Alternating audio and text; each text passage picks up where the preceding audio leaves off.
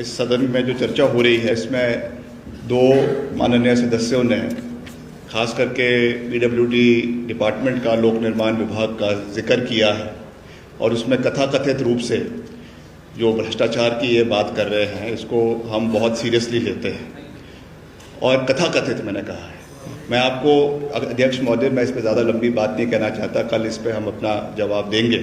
मगर मैं ये ज़रूर कहना चाहता हूँ कि आपदा के दौरान अगर कोई टेंडर्स लगाए गए और उस समय जब टेंडर्स लगाए गए उस समय कोई बजट का प्रोविज़न इमीडिएट नहीं था,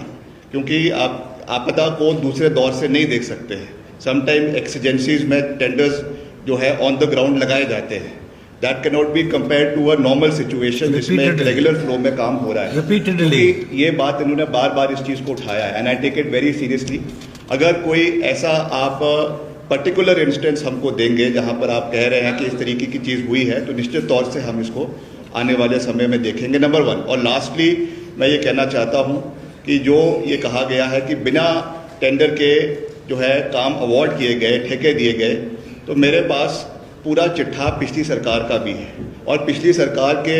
लोगों के हमें फ़ोन भी आए और उन्होंने कहा कि टेंडर्स लगे थे, काम हो गया था, मगर उन पे जो है उनकी पेमेंट्स नहीं हुई, आप उनकी पेमेंट्स क्लियर करवाएं। मैं उन चीज़ों को सार्वजनिक रूप से यहाँ पे नहीं कहना चाहता हूँ, मगर दिस इज़ अ फैक्ट और मैं विद ऑल रिस्पॉन्सिबिलिटी मैं इस बात को विधानसभा के अंदर कह रहा हूँ कि ये चीज़ें पूर्व सरकार के समय में भी हुई है, मगर फिर भी मैं अंत में यही कहना चाहूँगा कि we take serious concern and we take serious observations of the points that have been raised here, particularly regarding our department. और इसको कोई भी अगर इसमें seriousness होगी, we will look into it with all seriousness and concerned उस पे जो है वो विभागीय कार्रवाई जो है वो करवाई जाएगी।